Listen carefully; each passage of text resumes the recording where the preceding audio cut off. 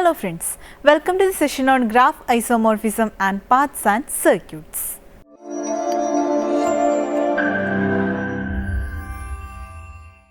It's important to know when two graphs are essentially the same and when they are essentially different.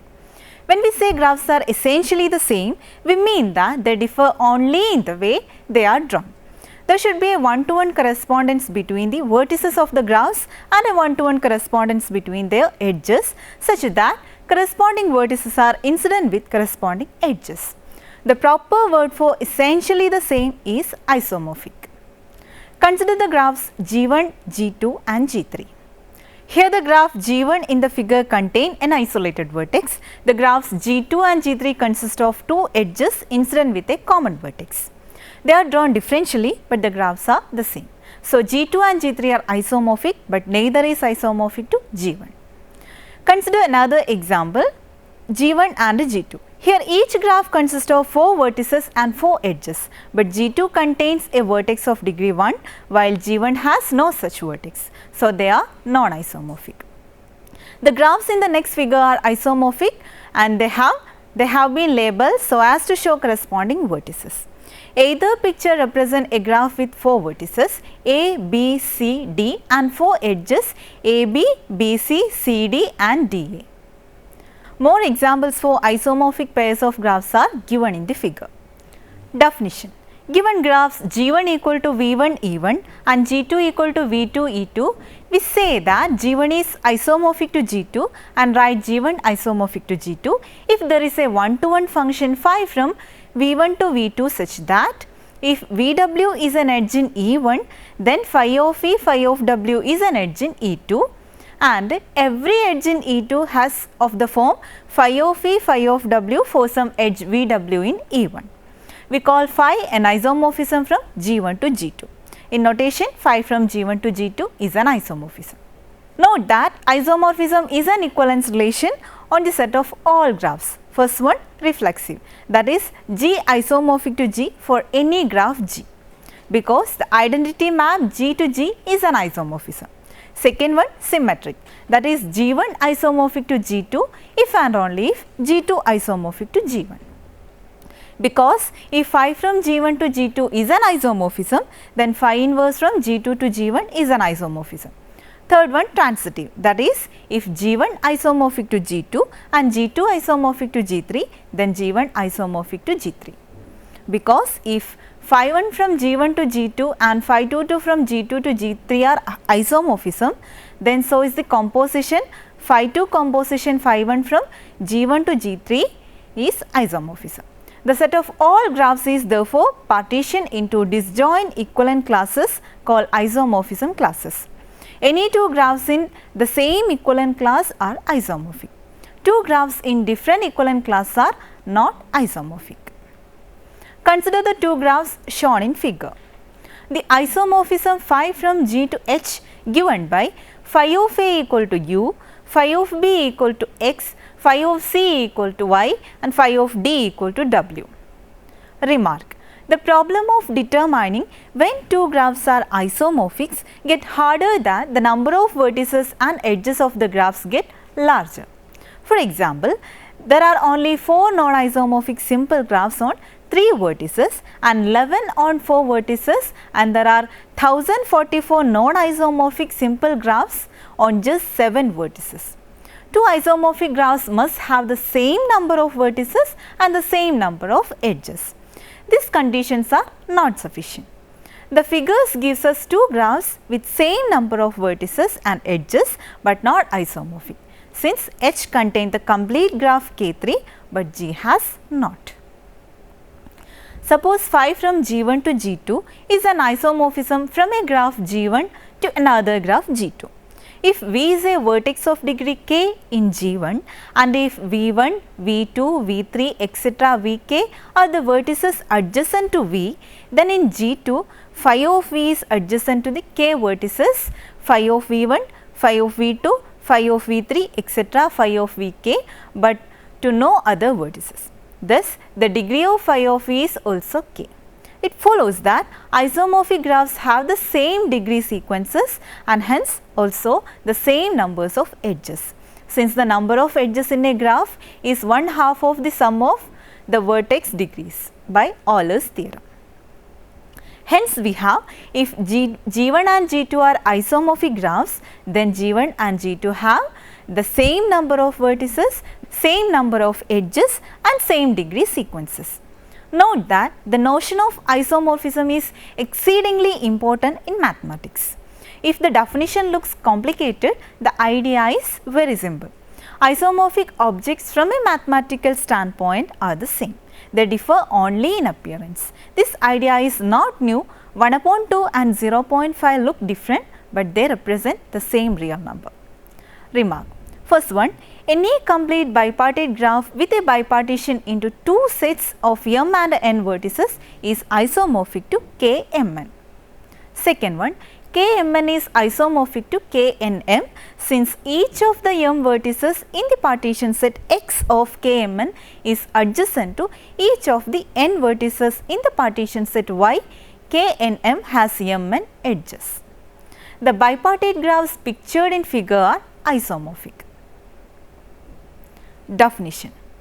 If for some positive integer k, degree of v equal to k for every vertex v of the graph G, then G is called a k-regular. A k-regular graph is one that is a k-regular for some k. Example, first one, the complete graph Kn is n-1 regular. Second one, the complete bipartite graph Knn is n regular. Definition. Let G be a simple graph with n vertices. Then the complement G complement of G is defined to be the simple graph with the same vertex set as G and where two vertices u and v are adjacent precisely when they are not adjacent in G. Roughly speaking then, the complement of G can be obtained from the complete graph Kn by rubbing out all the edges of G. The figure shows a graph G on 6 vertices and its complement G complement. Definition. A simple graph is called self-complementary if it is isomorphic to its own complement. If G has no loops and multiple edges, then so is G complement and G complement complement which is equal to G.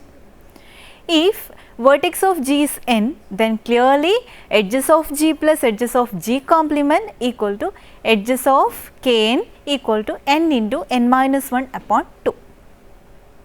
For example, the graphs given in the figure is self-complementary graph. Problem. Prove that if G is self-complementary graph with n vertices, then n is either 40 or 40 plus 1 for some integer t. Solution. Given G has n vertices. Since G is self-complementary, number of edges in G is equal to that of its complement. But edges of G plus edges of G complement equal to n into n-1 upon 2 implies 2 times edges of G equal to n into n-1 upon 2 implies edges of G equal to n into n-1 upon 4. Since edges of G is an integer, we get either 4 divides n or 4 divides n-1, which gives n congruent to 0 mod 4 or n congruent to 1 mod 4. That implies n equal to 40 or n equal to 40 plus 1 for some integer t. Problem. Let G be a k-regular graph where k is an odd number. Prove that the number of edges in G is a multiple of k. Solution. Degree of Vi equal to k, an odd number. Therefore, summation degree of Vi equal to 2 times number of edges. Let G has n vertices. Therefore, nk equal to 2 into number of edges implies number of edges equal to nk upon 2. But since nk equal to 2e, we have n is even number. Therefore, n upon 2 is an integer implies number of edges is a multiple of k. Now, we will move on to paths and circuits. In the previous sessions, we have studied loops and multiple edges in pseudographs. Now, we discuss some more definitions related to pseudographs. A walk in a pseudograph is an alternating sequence of vertices and edges, beginning and ending with a vertex. in which each vertex except the last is incident with the edges which follows the last vertex is incident with the edge which precedes it. For example, in the figure A, B, C, E, F, C, B, D is a walk. The length of a walk is the number of edges in it. So, the length of the walk A, B, C, E, F, C, B, D is 7. A walk of length 0 consists of just a single vertex, and so a trivial walk is 1 corresponds to no edges. A walk is closed if the first vertex is same as the last and otherwise open. A trial is a walk in which all edges are distinct. In the graph A, B, C, E, F, C, D is a trial. A path is a walk in which all vertices are distinct. In the graph A, B, C, E, F is a path. Thus, in a path no edge can be repeated, so every path is a trial. Not every trial is a path. A path with n vertices will sometimes be denoted by Pn. Note that Pn has length n minus 1. Also, the walk A, B, C, E, F, C, B, D is neither a trial nor a path, but A, B, C, E, F, C, D is a trial but not a path. In other words, a path is a walk in which no vertex is repeated. Clearly, any two paths with the same number of vertices are isomorphic. A closed trial is called a circuit. Here, A, B, C, E, F, C, D, B, A is a closed walk which is not a circuit, and B, C, E, F, C, D, B is a circuit. A circuit in which the first vertex appears exactly twice at the beginning and the end, and in which no other vertex appears more than once is a cycle. An n cycle is a cycle with n vertices. It is even if n is even and odd if n is odd. Here B, C, E, F, C, D, B is a circuit which is not a cycle, and B, C, D, B is a 3 cycle and hence an odd cycle. The closed walk C, E, F, C, B, D, C is not a cycle because the first and last vertex appears the third time. An n cycle is a cycle with n vertices and is denoted by Cn. It is even if n is even and odd if n is odd. Note that a loop is just a one cycle and a pair of parallel edges form a cycle of length 2. Conversely, if two edges of any cycle of length 2 are a pair of parallel edges or multiple edges. Consider the graph G. From this graph, W1 equal to V1, E1, V2, E5, V3, E10, V3, E5, V2, E3, V5 and W2 equal to V1, E1, V2, E1, V1, E1, V2 are both walks of length 5 and 3 respectively from V1 to V5 and from V1 to V2. The walks W1 and W2 are both open walks, while the walk W3 equal to V1, V5, V2, V4, V3, V1 is closed. Also, W1 and W2 are no trials since E5 is repeated in W1 and E1 is repeated in W2, but W3 is a trial. By definition, every path is a walk. Although the converse of this statement is not true, in general we do have the following. Given any two vertices u and v of a graph G, every uv walk contain a uv path. That is, given any walk W equal to u e1 v1 etc v k minus 1 e k v, then after some deletion of vertices and edge, if necessary, we can find a subsequence p of W which is a uv path. For example, if we take the walk W equal to V1, E1, V2, E5, V3, E10, V3, E5, V2, E3, V5, then it contains the path W1 equal to V1, E1, V2, E3, V5. Next we explain what is meant by a connected graph. A vertex u is said to be connected to a vertex v in a graph G if there is a path in G from u to v. Clearly, if u is connected to v, then v is connected to u. Just reverse the path. Also, any vertex u is connected to itself by a trivial path p equal to u. Moreover, if u is connected to v and v is connected to w, then u is connected to w. To see this, suppose w1 equal to u e1 etc. ek v is a uv path and w2 equal to v f1 etc. ftw is a vw path. Then joining the two paths together, we get a uw arc.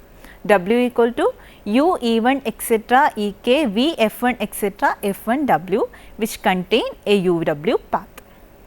The above process of joining two arcs which have common endpoints to form a longer arc is called concatenation, meaning stringing together. A graph G is called connected if every two of its vertices are connected. A graph that is not connected is called disconnected. Given any vertex u of a graph G, let C of u denote the set of all vertices in G that are connected to u, then the subgraph of G induced by C of u is called the connected component containing u or simply the component containing u, meaning of induced subgraphs. If u is a non-empty subset of the vertex set V of the graph G, then the subgraph G induced by u is defined to be the graph having vertex set u and the edge set consisting of those edges of G that have both ends in u. Similarly, if f is a non-empty subset of the edge set E of G, then the subgraph of G induced by f is the graph whose vertex set is the set of ends of edges in f and whose edge set is in f. For example, consider the graph G. Taking u equal to set V2, V3, V5 and f equal to set E1, E3, E5, E7, E9, we get graph induced by u and graph induced by f. Remark: if u and v are two connected vertices in a graph G, that is, if there is a path from u to v, then C of u equal to C of v, and so u and v have the same connected component. Conversely, if u and v have the same component, then v is in C of u, so v and u must be connected. The graph G has 6 components. The number of components of a graph G is denoted by omega of G. Of course, a graph G is connected if and only if omega of G is 1. We now characterize bipartite graphs using cycles. Theorem: let G be a non-empty graph with at least 2 vertices. Then G is bipartite if and only if it has no odd cycles. Proof: suppose that G is a bipartite with vertex set V and bipartition V equal to X union Y. Let C equal to V0, V1 etc. Vk V0 be a cycle of G. Assume that V0 is in X. Then because G is bipartite, V1 must be in Y. Similarly, V2 must be in X, V3 must be in Y, etc. In general, the odd indexed vertices V 2k minus 1 must be in Y, while the even indexed vertices V 2i must be in X. Now, since V0 is in X, we must have Vk is in Y. Hence, k must be a odd number. Thus, the cycle C equal to V0, V1 etc. Vk V0 is even. Since C is any cycle in the graph G, G has no odd cycle. Now, to prove the converse, we assume that G is a non-empty graph which has no odd cycles. We wish to show that G is bipartite. Now, G will be bipartite if each of its non-empty connected components is bipartite.